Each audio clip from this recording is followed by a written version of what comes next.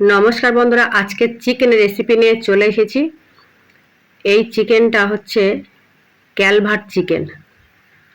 অনেকদিন পরে এটা আমি রান্না করলাম, সেটা তোমাদের সাথে শেয়ার করছি। তো দেখো, এখানে আমি 1.5 কেজি চিকেন নিয়েছি।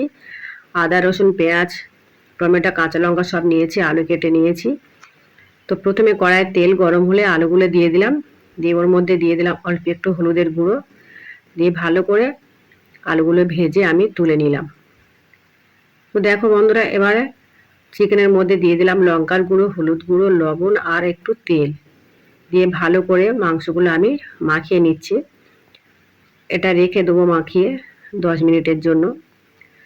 এরপরে ওই কড়াইয়ের তেলের মধ্যে দিয়ে দিলাম জিরের ফোড়ন আর 2টো শুকনো লঙ্কা, আর দিয়ে দিলাম কুচানো পেঁয়াজ। অল্প একটু লবণ দিয়ে পেঁয়াজটাকে ভালো করে ভেজে নিচ্ছি। পেঁয়াজটার মধ্যে লবণ দেওয়ার কারণ হলো পেঁয়াজটা যাতে তাড়াতাড়ি ভাজা হয়ে যায়। এরপরে দিয়ে দিলাম রসুন গ্রেট করা, আদা গ্রেট করা, টমেটো কুচি আর কাঁচা লঙ্কা 5-6টা গোটা লঙ্কা দিয়েছি। সবগুলো ভালো করে কষে নেব। এরপরে দিয়ে দিলাম লবণ, হলুদের গুঁড়ো, লঙ্কার গুঁড়ো, জিরের গুঁড়ো, ধনিয়া গুঁড়ো, আর দিয়ে দিলাম কাশ্মীরি লঙ্কার গুঁড়ো একটু কালার হওয়ার জন্য। সবগুলো মশলা দিয়ে অল্প একটু জল দিয়ে ভালো করে মশলাগুলো কষে নিচ্ছি। তো বন্ধুরা, যখন দেখলাম যে কষা হয়ে গেছে, মশলা থেকে তেল ছেড়ে দিয়েছে, এরপরে দিয়ে দিলাম ম্যারিনেট করা চিকেনটা দিয়ে ভালো করে কষে নিতে হবে।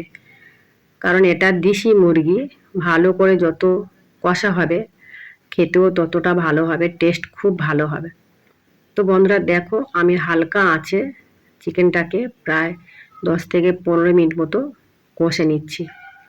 কষা হয়ে গেলে এর মধ্যে দিয়ে দিলাম ভাজা আলুগুলো দিয়ে আবারও বেশ কিছুক্ষণ ধরে চিকেনটাকে কষে নিলাম।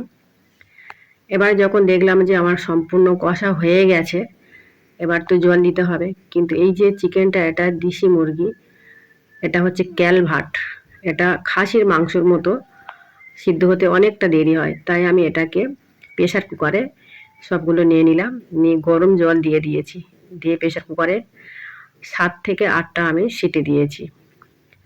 তো দেখো, 8টা সিটি দেওয়ার পরে গরম মশলা দিয়ে ভালো করে ফুটিয়ে নেব।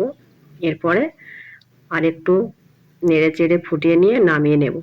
তো বন্ধুরা, তোমরা যদি এই রকম ক্যালভার্ট মুরগি রান্না করে খাও, তো এইভাবে রান্না করতে পারো। সম্পূর্ণ ঘরোয়া উপায়ে রান্না করেছি। সম্পূর্ণ ভিডিও দেখার জন্য ধন্যবাদ।